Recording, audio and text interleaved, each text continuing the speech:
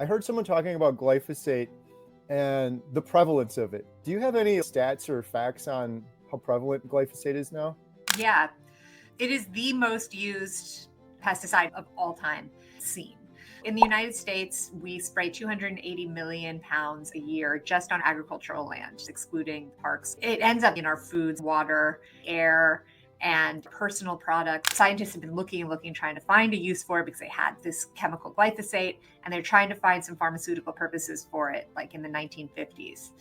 And they couldn't find a pharmaceutical use in 1996 when Roundup Ready GMOs were started. You can see a huge explosion, like many times over, of the use of glyphosate, particularly in our heartland. In the early 2000s, the process started in Scotland, this idea of pre-harvest desiccation that I was talking about in the beginning, where they realized they could dry out a crop and make it easier to harvest. That started happening on our grains.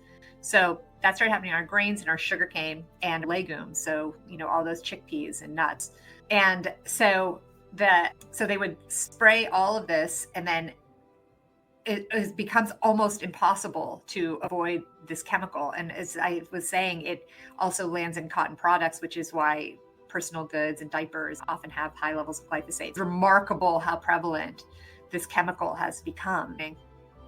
I heard a stat with some percentage of the air, like you go outside and you're in the Mississippi River breathing it in. You go outside and take a deep breath, you're breathing in glyphosate.